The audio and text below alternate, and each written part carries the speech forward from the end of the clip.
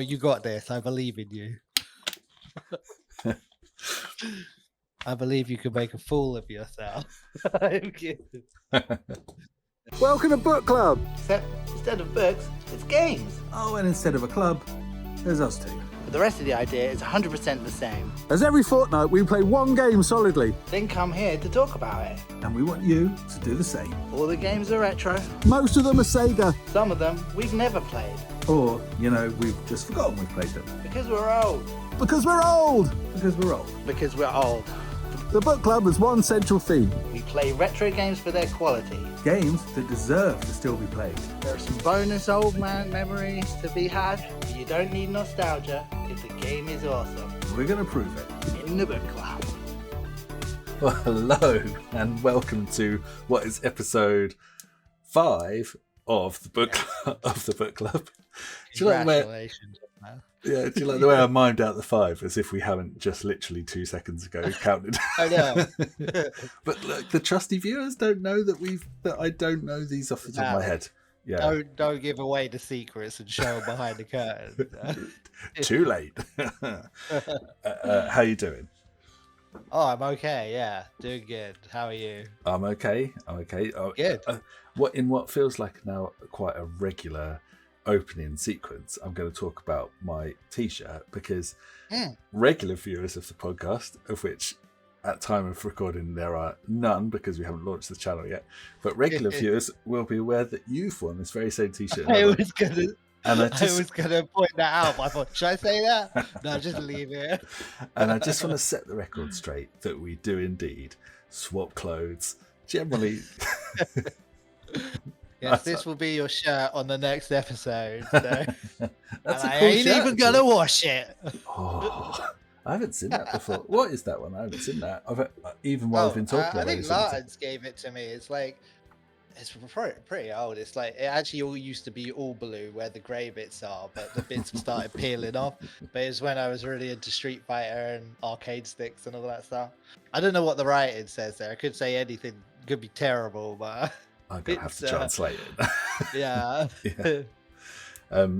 But I thought as we're doing a Mega Drive game, we'll have to go for a Mega Drive shirt. Go for a bit of the old MD.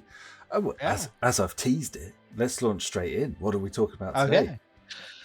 We are talking about the game known as Alisia Dragoon or Alisia Dragoon. I don't know how to pronounce that first name, but yeah. But it's a little platformer spread across 8 levels. You control a girl called Alisia who, with the help of 4 dragon companions, seeks to avenge her father, or does she? We were just discussing earlier the actual plot, and we've got some interesting insights to go over, I guess, with it. But yeah, that's the basic premise as I know it. So, and it's one that always kind of stood out as quite a big title in our history. I think, and I have it right here actually. Yeah, the PAL version. As with many games that I played in the mid-90s, that is the exact version I played as well, because I just basically skivvied them off you and just played around your house. Right. But it kind of stands out mainly because I just don't remember a lot of people having it. It felt quite special. I don't remember anyone else having it. It felt quite special. I don't even know kind of how or why I kind of got it, actually. I mean, I know to some extent that it was 20 quid in Asda, and so it was reduced, even though I think it was only like a year old. But it was, I think I said in the last episode, that I thought it was the 3rd Mega Drive game I got, but I actually think it was probably the 4th now, because I think I got Sonic 1, 2, then Streets of Rage 2, then I think I got that one. And it was just a random trip to Asda, and I saw there was a few Mega Drive games reduced, and I don't know if it was the lady on the front or something like that, but I picked it for some reason or another, and it was 20 quid, and because Mega Drive games were always 40 quid minimum. My mum was actually okay, yeah, let's get one, and I was like, yes, I can't believe it. And so I picked Alisia Dragoon, and I don't remember how much I knew about it at that moment, but I was glad I got it. I enjoyed it. So. Listen, we just before we do anything else, we have to make the obvious. Mrs. Burton Paul Daniels comparison. You remember the interview with Paul Daniels? So, Debbie McGee, what attracted you to the multi-millionaire Paul Daniels? Yeah. With you, it's so Dibs. What attracted you to the scantily clad woman game on the front of Lucy Dragoon? I just don't even know. I mean, it must be the artwork was on point or something. We have to also take a moment of reflection just to think. Imagine going into Asda today and finding a mint Mega Drive game. It just seems such a dream world. We didn't know what we had. I know. I mean, in Asda nowadays, I think the last time I went in there, it was like barely one of those like individual kind of racks that you rotates, and it had like a couple of games on it. I think that was about it. So it's sad times. Yeah, slim pickings. Well, I think when we were talking, we were going to launch straight in with a bit of chat of the background, because as a game, it's I suppose it kind of sits in quite an interesting history of the broader Japanese game development scene, but specifically, even just talking about the people involved in this were quite interesting. So, main producers were Game Arts, and I really only know Game Arts for Grandia, and we're going to have to check. I pronounce it Grandia. I've heard both. I don't know which is. I always call it Grandia. I don't know if that's Grandia. No, it sounds too posh to me. And you remember Grandia, but and one that I've only heard since come on the internet is Grandia. Have you heard that? Okay, yeah. Actually, you know what? Yeah, I have heard a few people say it. Yeah, I don't know what it's called. Anyway, that's the kind of high quality chat that you've come to this podcast for. Grandia, but yeah, Grandia, and I know of the Luna series. I'm not a big player of it. Not sort of if I've even picked it up, I don't remember it. Yeah, like massive series, and I know it's a big part of RPG history and stuff, but can't say I'm that familiar with it. But we never got it over here, I don't think, really. Well, actually, was there some on PS1? Maybe. Anyway, but another one. But Game Arts could probably loom larger than maybe they. I don't know. Maybe that they should, just because Grandia was such a big game, and because I guess when it landed, I don't know. It was almost like I don't know. It's like. It landed like right at the death of the Saturn. You got like Grandia 2. Obviously, I'm not that familiar with Grandia 2, and it just felt like, I don't know. There were those final few games felt very important, and so Game Arts took on a bit of a status themselves just because. Of that. Yeah. They were. I mean, I remember in CVG there was like a whole article that was really hyping them up, and like really like giving praise to Grandia and stuff, and really building it up. And so I was so gutted when like this Saturn game that I was so looking forward to, I ended up having to buy it on the PS1 because it didn't come. That was the only way it came out here. It's like we didn't get the Saturn one at all, but like thankfully we can play it now with fan translations, but it's like years later. But I mean, it is still like the definitive version. But yeah, it was kind of, I just felt a bit sad of like having to get the PS1 version for this such a big game that I was excited for. Crossing a threshold that you just never wanted to cross, really, wasn't it? With that, yeah. I mean, a little nod to those fine folks that are doing those translations, though, because that is a beast, and you play it. It's text heavy as well, and it's like and they've done it so well. Yeah, it's incredible, But lots of interesting things looking at the development of this game. So, Game Arts have a history. If you look across quite a few of the games of that era, they would buddy up with a lot of other developers. I mean, it's probably quite common practice to draft in freelancers and to draft in other studios to do bits and pieces. But I guess just looking at the history, it seems like a real thing specific to the way Game Arts worked, that they would draft in studios to produce whole chunks of the game. And I was saying to you, I've got that book around the history of Japanese game development, and it is quite common practice to do this thing of like, getting a designer, a graphic artist, or a pixel artist, or a sound designer to just go off, work on their own. They'll hole up and crunch in like a flat or at home or in the office, and then they'll just hand over their discs to the main developers who'll slot it in. But that doesn't seem to be other game developer houses, which is what Game Arts do. I don't know. Pretty well. So they've buddied up with a few different teams. Actually, I'll just take a quick diversion before we get to Gainax, who we're going to mention. But one of them being on the Luna series, they worked with this this other software house called Studio Alex, and Studio Alex basically subsequently sued them because they went off and made another Luna game without Studio Alex. They used a lot. Oh, right. I don't know whether it was because they used reused assets or changed assets or something, but then Studio Alex had like a massive like lawsuit with them. They lost. Game Arts won, and Studio Alex immediately went bankrupt. So Game Arts sort of bullied them out the scene. And I don't want to suggest that working with Game Arts is a jinx, but you might know that Gainax, who we're about to mention, also went bankrupt just this year. In fact, about a couple. Oh, did they really? Yeah. Oh, I did not see that. Right. Okay. So sorry, Game Arts, you appear to be jinxing studios you work with. At least they had a bit of an innings, though. I guess that was. Yeah, they lasted a bit longer, but yeah. But they did seem to buddy up, and obviously one of the really interesting things here is they did work with this other studio, Gainax, who I think you clocked a fair bit about, didn't you? Yeah, well, I was familiar with some of their bits and pieces, like prior to looking into them now. So, because I know that we were talking earlier about that Neon Genesis Evangelion, if I'm pronouncing that correctly. But actually, I was familiar with them from Nadia, The Secret of Blue Water, not particularly the anime, because that's what they are. They're like an anime kind of production house, aren't they? But like, I was familiar with that particular thing from so I downloaded like a Mega Drive ROM set, and it had a game of Nadia on it for the Mega Drive that had been fan translated because it never came out officially in English.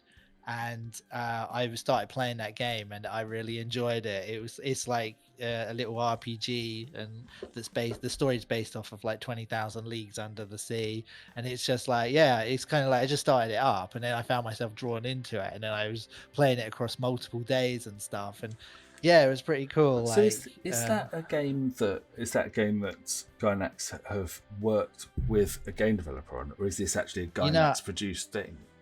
I'm not sure. I mean, like, they produced the anime of it. Quite what relation they had to that game, I don't know. I mean, it's a real kind of obscure kind of game that I've never even really heard of until I was going through this ROM set, and I was like, what's that? And I just like fired it up, and I was like, okay, this looks interesting. And then I kind of got into it, but that was like literally just a completely out of the blue kind of thing. Oh, well, you will have to ping it to me, and we'll have a go of it, because it does sound really interesting. I mean, their artwork is cracking, and that Neon Genesis we were saying before, that is absolutely huge. It's I haven't watched the whole of it, but I just remember it always being in the scene. Do you know, we had our pet mangas and pet animes that we were kind of into. We weren't like massively into a huge broad range, but that is a name that you knew. It was one of the ones that was always around. And I read some stats somewhere. I think it's something like it's grossed like $2 billion in its lifetime or something, and that is absolutely monumental. So I don't think even like mainstream. In fact, the reason where I got this is Deadpool vs Wolverine is like gone through $1 billion or something in the movies, and it's one of only some like I want to say 50 other films that have done it. So you think, wow, that is huge. If there's only that few blockbuster movie titles doing it, So that's Gainax, but then I think Neon Genesis is like 95, and this so Alisia Dragon's 92. So maybe I mean, there was another anime they did. Where is it? It's gosh. Oh yeah, okay.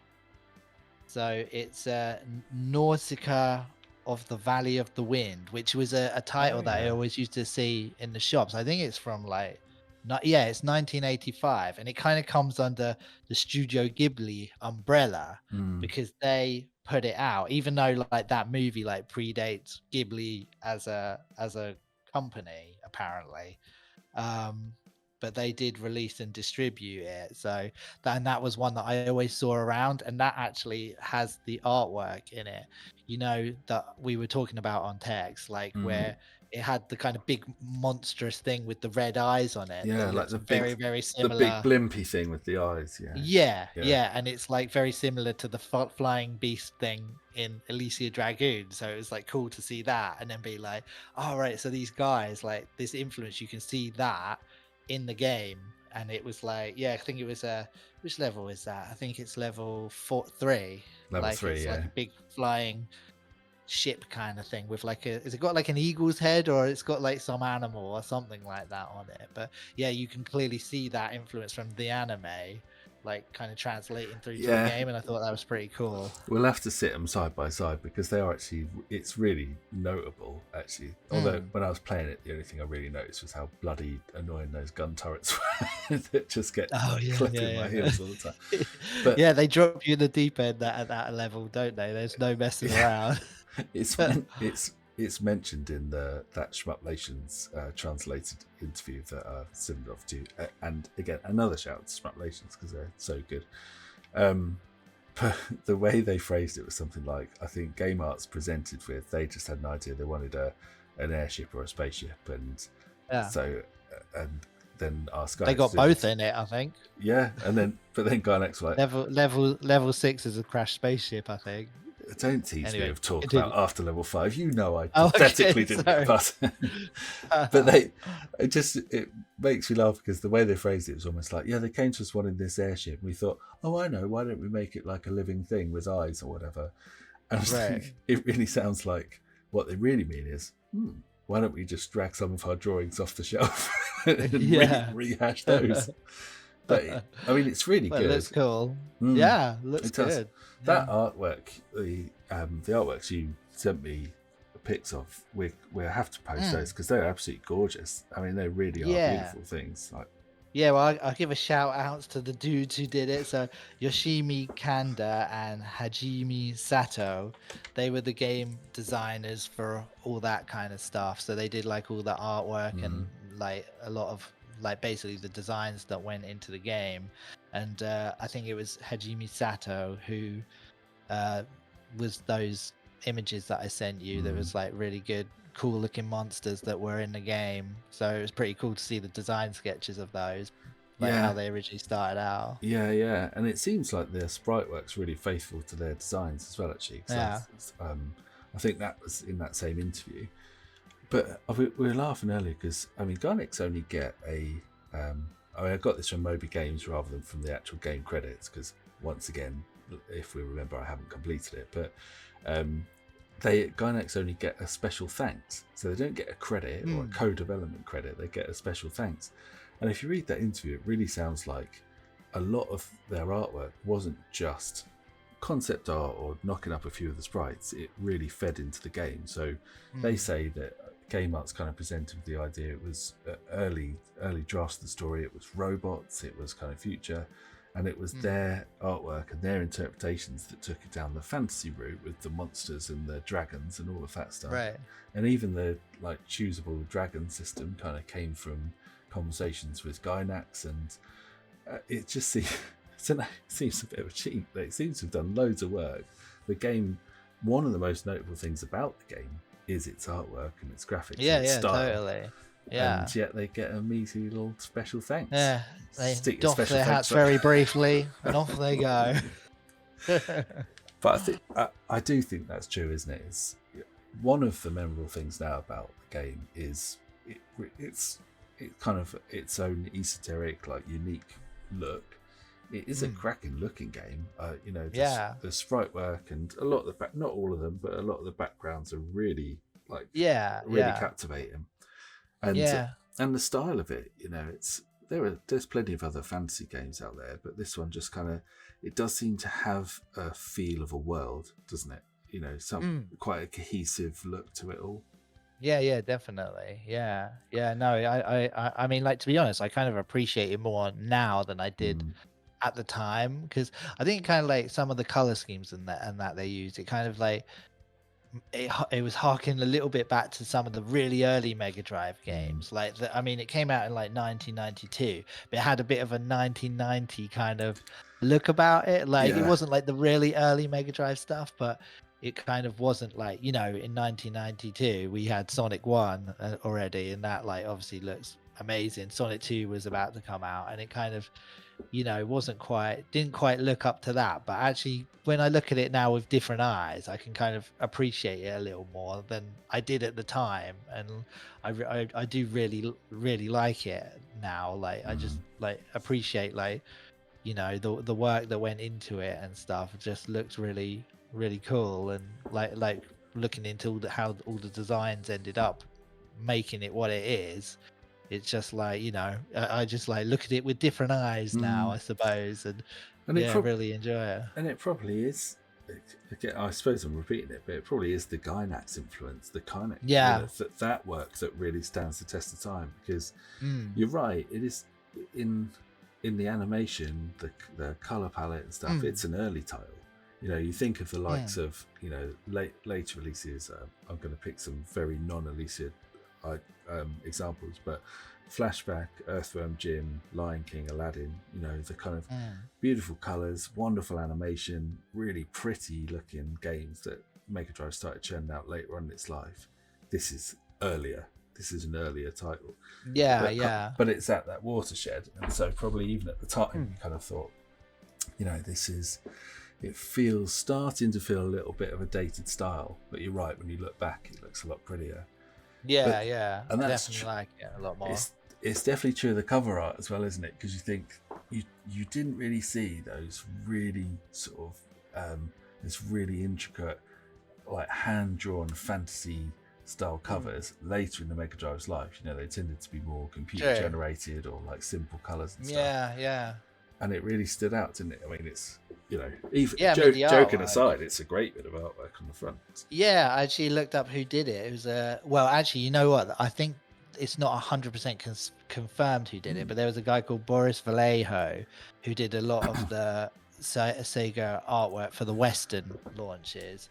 So I think, he did Conan the Barbarian artwork, but he did Golden Axe 2 and 3. He did Echo, Fantasy Star 4, Gauntlet 4, just like a few of them. But actually, I did see a guy as well questioning whether or not it was that guy's wife who did it, Julie Bell, who did Eternal Champions and Strider 2, which I can't actually remember what that looks like, but I remember Eternal Champions.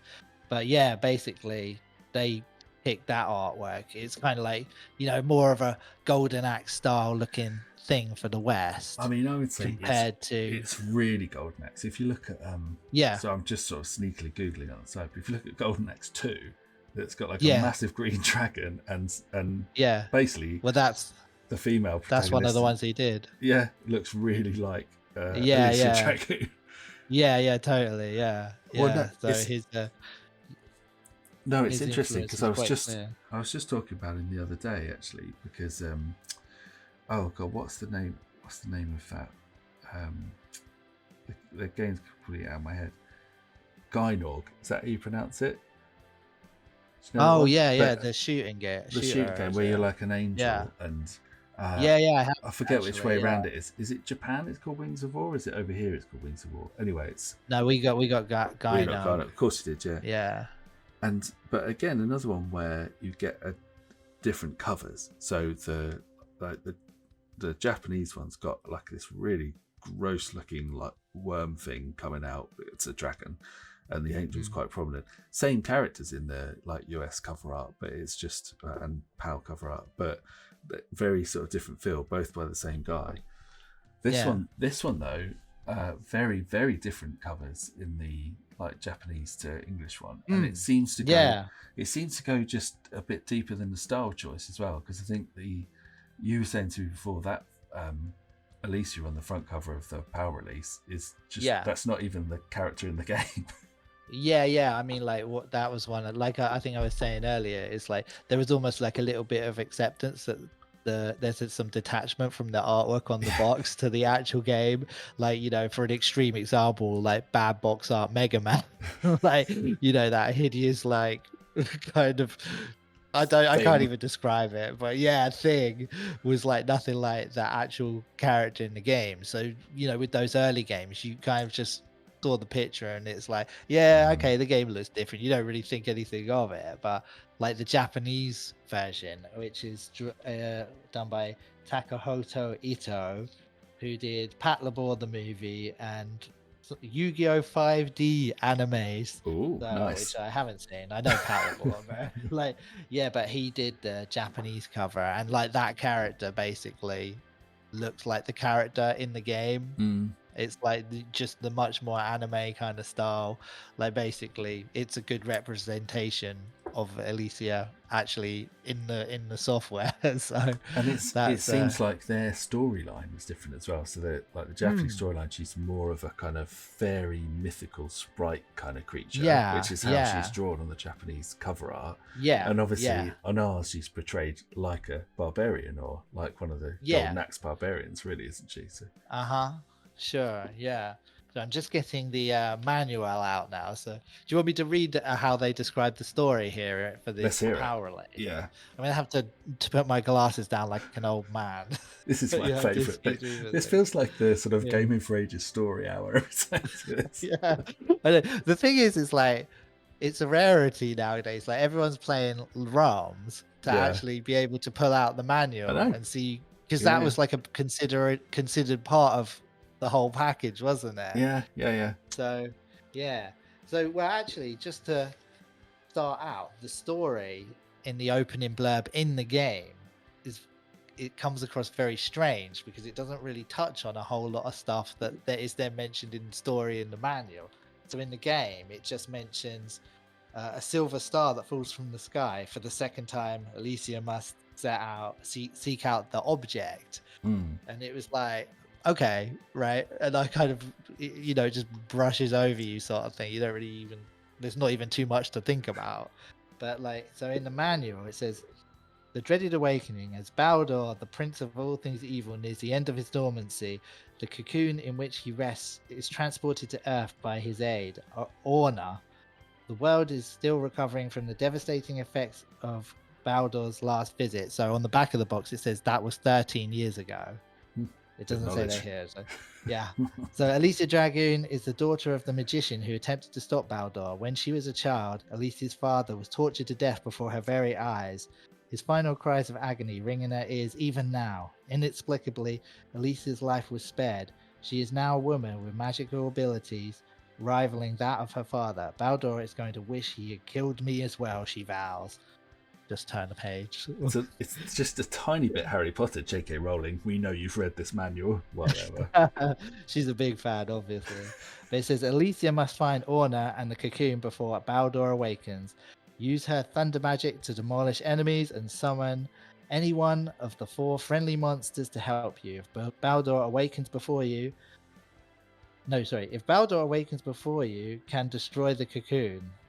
That's weird. There may be no tomorrow. Oh, sorry. If Baldur awakens before you can destroy the cocoon, there may be no tomorrow. I was reading that wrong.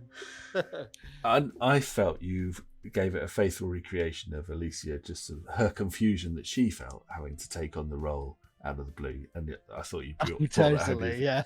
Well, I wonder, because I was saying to you before that I picked up on a few different sites, and I read this bit from the summary from Sega Retro, that there is this difference in the storyline between the two, and it seems like the game does have the difference, but the manual they seem to have forgotten that they decided to change the plot. Right. So it says, in the Japanese version, Alisia is the daughter of a sorcerer killed by evil Baldur's followers after her father banished Baldur in a cocoon to outer space, which has since crashed back to Earth, leaving Alisia to defeat Baldur and his followers, which seems to be in the manual. And then it says, in the Western versions, Alisia is a female adventurer who is the only one who can destroy the evil delivered by a silver star that has returned to Earth. Implied that Earth had managed to deal with it once before. So it seems like it's almost like the game, the Western release have decided to sort of ditch some of the darker elements of the Japanese story, just have like this bit about some kind of weird silver star. But then in the game, presumably you do fight Baldur at the end, and then in the in the manual, it's like got the whole story from Japan. Yeah. So like, yeah, because like, I mean, you kind of see the cocoon, don't you? Just like kind of part way through the first level, I think. Yeah. But then like the basically the end showdown is with the aid first, and then you fight the cocoon thing. So Yeah, he comes out of the cocoon, so he so it's turns still into the in big there. monster. Yeah, yeah. It's it's a weird kind of mishmash, and I don't know. It clearly I want to say there was a lot more differences in localizations back then, because you still get a lot of that stuff today. But certainly, like the internet seems to think there was this big jump. The game manual seems to still be hanging on to the main story, so that's interesting. Yeah. But well, the other thing about Alisia though is she is a female protagonist, and she's not overly sexualized. I think there's probably like male. It's hard to see stuff on the Mega Drive, I guess, with the pixels. Maybe if they cleaned up these sprites, she'd be a bit different. Yeah. But, you know, she seems to be quite kick-ass. She's got lightning. She's got dragons. You know. Oh yeah. You know. Yeah, the lightning thing from her hands is just like awesome. Yeah. Like, it's just so cool. You know, she's a strong character. We were saying before, it's quite early for that. You know, we didn't have many other like strong female leads in this. You think they're rather like animals, robots, or men, basically, weren't they? And so I just had a little sort of scan through. There are lots of games that do have female leads around at the time, sort of like early to mid 90s, but like big names that made it big, not all that many. So you've got everyone's first protocol would probably be Super Metroid, and that obviously is a great example, even though you can't necessarily sort of see a face for. I mean, in the original Metroid, I was actually surprised. Like, you know, it was like a big shock at the end, because you were just playing through the whole game with this little dude, and then for her, when at the end when she takes her helmet off, we were like, what? No way. It was like we totally weren't expecting it, because you just didn't have games with like a woman as the lead kind of character, really. And so it was like they were you just playing assumed on that. Yeah, they totally played on it. Yeah, and it was like I say, when we saw it, it was like, no way, kind of thing. It's like we totally didn't think that was going to be the case. I mean, beyond that, actual lead roles are very thin. So you've got a few where there's like a main character. So Mario Kart, where I suppose like Peach gets equal billing with the other characters. Streets of Rage 2, where Blaze is like, you know, absolutely. Like, she's integral, yeah. Yeah, equal billing with the others. Your first protocol character, so you know, fair play. She is your lead protagonist. Street Fighter 2, you know, a bit of a weak example in some ways, because like the ladies are so heavily outnumbered and a bit sexualized. I don't know though. Was Chun-Li like actually like the first like female character that you could control in like a game or something? I don't know if that's the case, but I did see that on more than one occasion. But I'm always like, no, surely that can't be right, because I read something saying there was a female lead in like 1985, but you know, I mean, the original Metroid for a start. Yeah, you know, in terms of big characters. But you know, that's, you know, there are others. So I was about to say that's it. It's not it, because there are lots of others. But the point was, this was still quite a rarity, and I think it perhaps disappointed when you go back to the covers, because you think actually you look at the Japanese cover and it's more ethereal and spiritual, and she's not scantily clad; she's more kind of daintily clad, if you know what I mean. And that's sort of how the sprite comes across. And then Western release, you know, back in the gladiator thong bikini, what's it? It's like, but a good character though, I thought. And just a little side note. The other one I had written down, well, two more that I had written down that are maybe different ends of the spectrum. Alien 3 and Night Trap. Night Trap probably not a good example. Although, you know, if you get the timing right, then they do kick ass. Obviously, if you get the timing wrong, that's we did. We did get to the end one time, didn't we? And we won. So they did have to die quite a few times for us to get to the end. So, you know, good it's good backstory, like lots of depth in where it's coming from, and obviously Gainax's influence makes it look very pretty. But how did it play? I mean, this was the first time for me playing it since '90s. I don't know about you. How did you find it? So it was like, well, I mean, like I was saying, like it was like the third or fourth Mega Drive game I got. I think the fourth. So I started out like excited, and then the game gave me a bit of a beating, and so like all the nostalgia and like that kind of good memories, I was kind of like a bit like, huh, what's this game doing to me? So like it was a bit of a journey I went through actually. So I started out up here, kind of got to down here, and then gradually, the more and more I kind of played it, the more I kind of like started going up again like that with my enjoyment. And like, I mean, the game is tough. Like stage 6 is like, had me like nearly in tears. But like, and some of the bosses as well. Like I think it was like the boss of level 4. I was like, mate, I hate this thing. But like basically, it was a journey, like the emotions with this game. But I actually ended up like loving it again, like, but in a kind of like a different way, because like I don't think we ever beat the game that I remember. I remember getting to level 6, but I don't think we ever beat it back in the day. And so to like manage to push through and beat it this time was like really cool. And then the second I finished playing it, I started it again because I just wanted to play it again. And I actually like from a bit kind of feeling a bit iffy about it, went to the point where I was like a little bit obsessed with it in a way, like, and I was just replaying levels over and over again and trying to do them really well.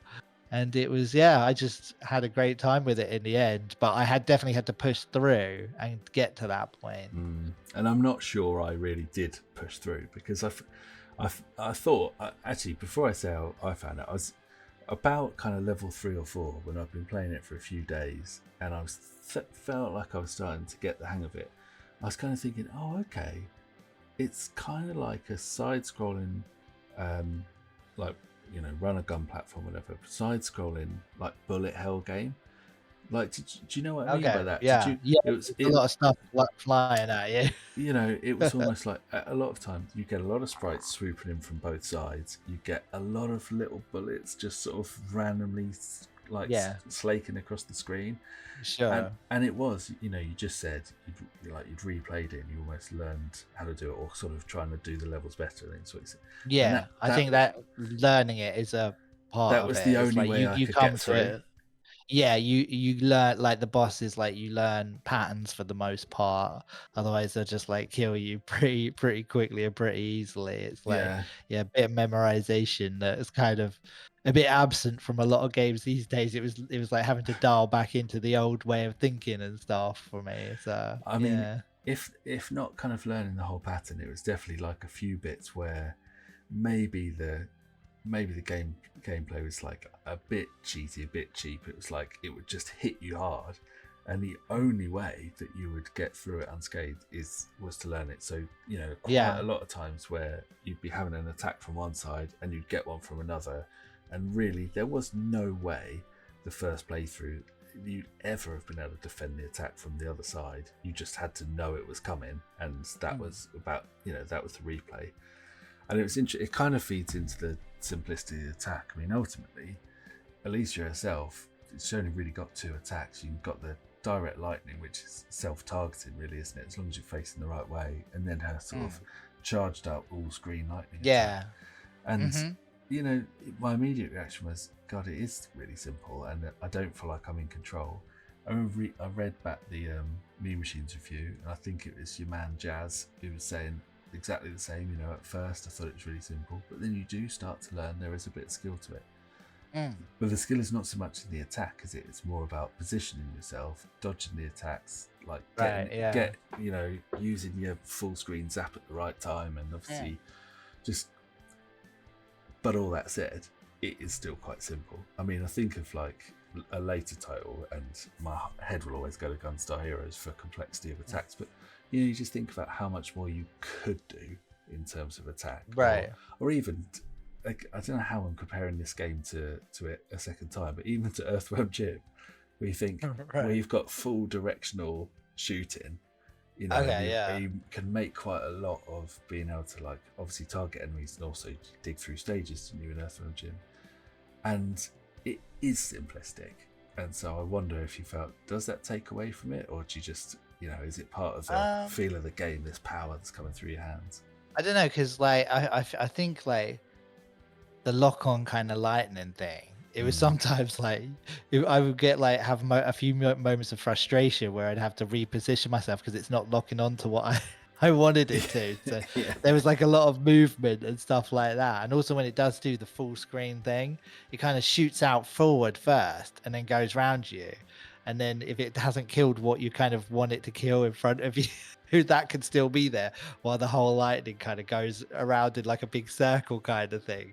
And you just want that attack just to wipe them out completely. Yeah. But it's no, I mean kind of like, yeah, apart from the few frustrations with the automatic aiming, I mean there were so many other things I thought going on, like the looking out for enemies, what they're doing, their attack patterns, what's coming at you, like the bullet hell stuff.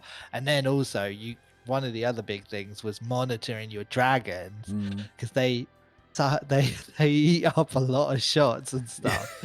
Yeah. And it's like I'm always like, oh my goodness, swapping them out before they die, because like it's like at the end of the level they don't come back to life. You know, you get your energy back, but your dragon is still dead till you get the item to bring them back. But like I did kind of like think that they could have made a bit more of the dragons, like, you know, like for picking the right one for, I mean there is to some extent, but like, you know, more noticeable difference in picking dragons perhaps, or something. Maybe I just didn't understand it enough to Well, kind of I was going to appreciate what was ask if you happening. managed to master them, because I felt like the only thing I did really get for them was soaking up some bullets for Right. all 4 of them I could use for that. And then, you know, your one fella who does the full screen flash thing, which is really effective. Oh yeah.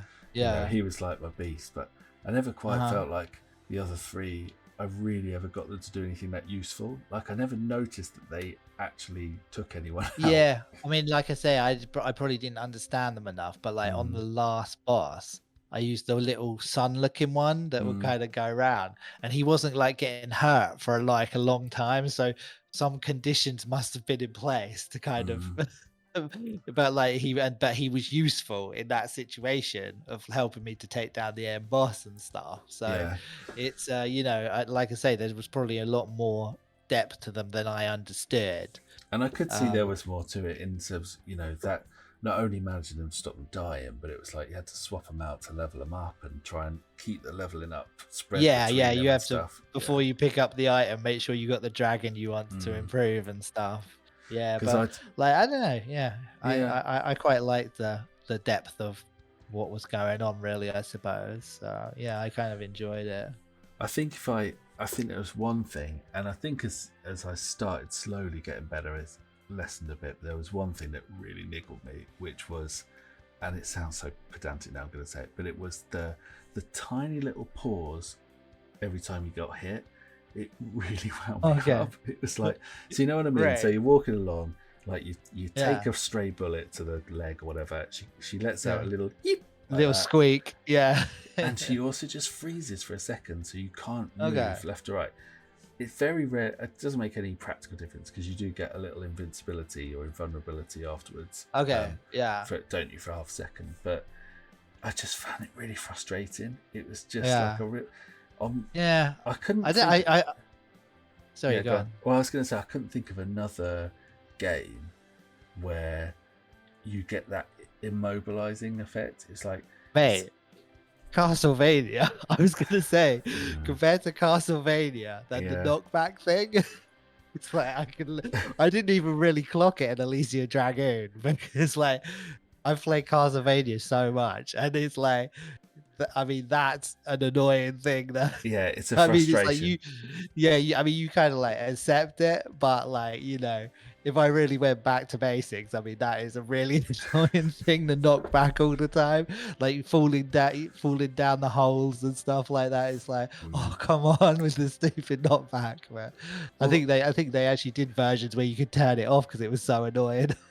I was thinking that though, if only I'd thought of that example, it made me feel a bit better. Because most games you get knocked back or you die. It's like it's normally one or Right. the other. I guess it was something about just freezing that made it worse.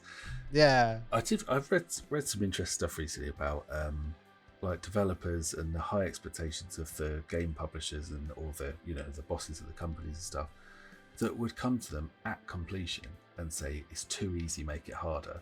And one of the reasons being that like the rental market was quite strong around the time in mid-90s. Right. People would rent it, complete it, wouldn't buy it, and so they were developers were making a game quite well balanced and then being told to basically up the difficulty. And of course, what's one way to up the difficulty in a game like Alisia Dragoon right near the end and just chuck loads more bullets at the character? Loads more sprites, loads more bullets.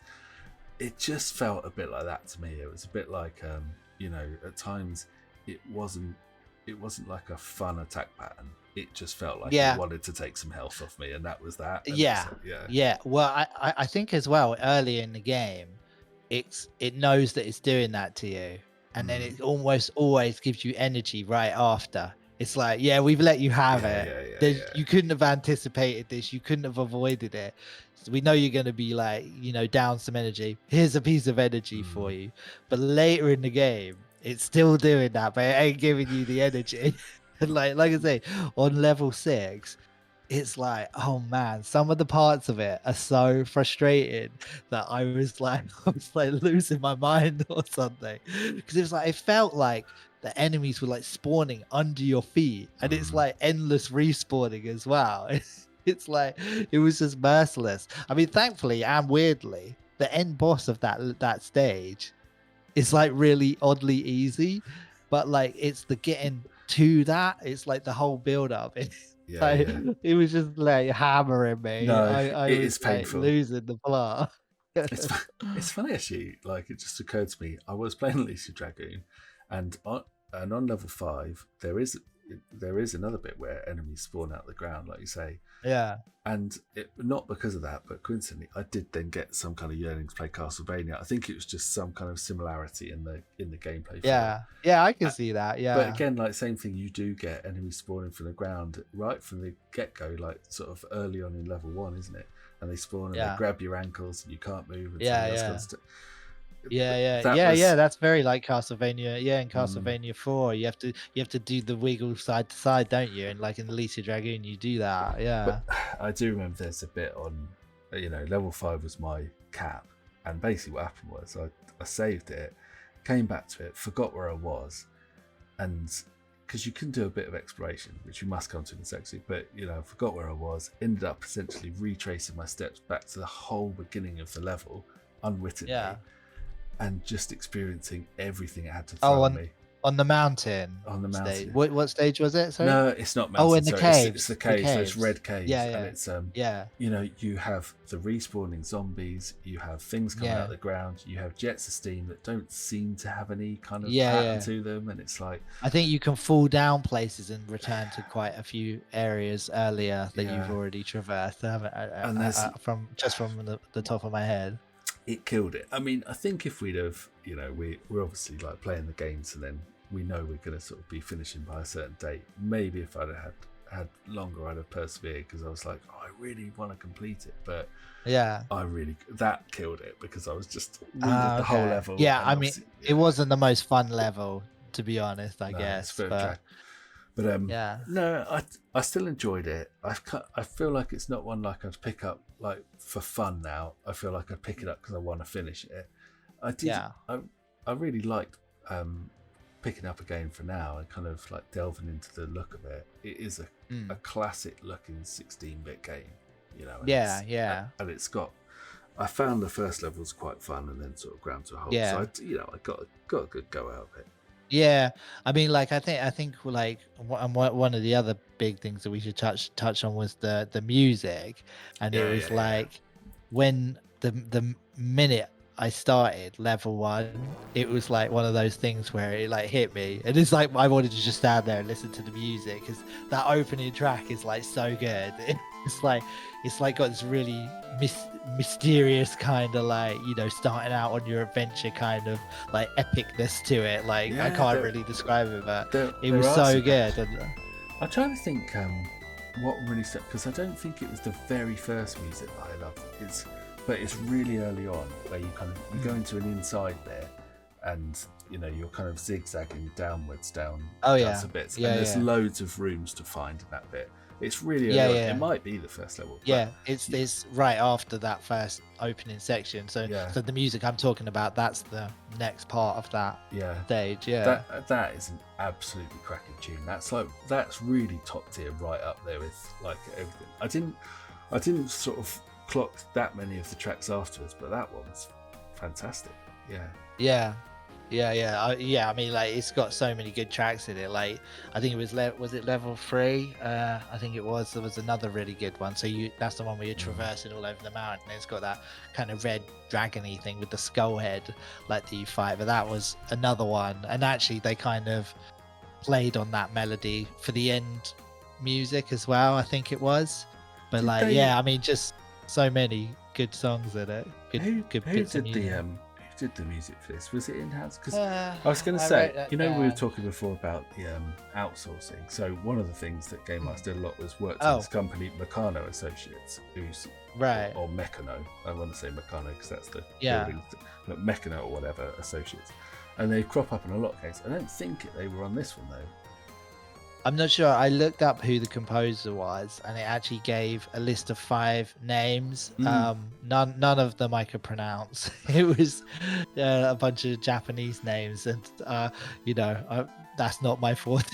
Trying to pronounce a lot of those. Here's a fun idea for shorts we can do on our YouTube channel: is you just trying to pronounce different Japanese names.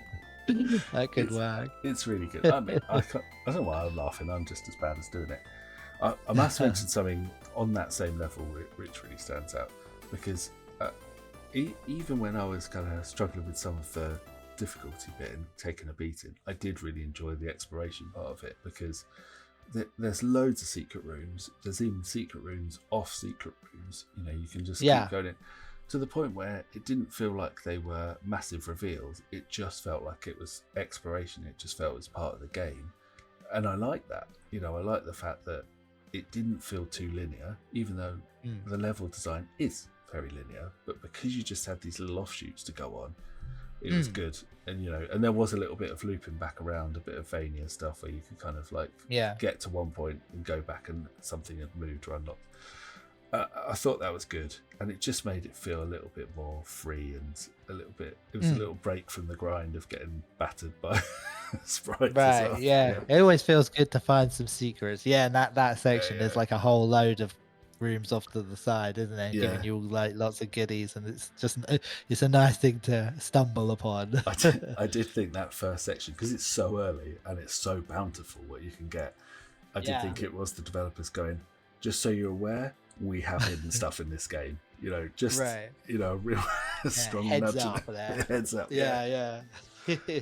Well, you know, glad we played it. It has a lot of memories for us, because, like I say, it was that early Mega Drive period, and it's still a classic looking game, and I got enjoyment out of it. I think maybe you more than me, but it's still decent. No, it kind of like I say, it knocked the wind out of my sails, but then crept up on me again.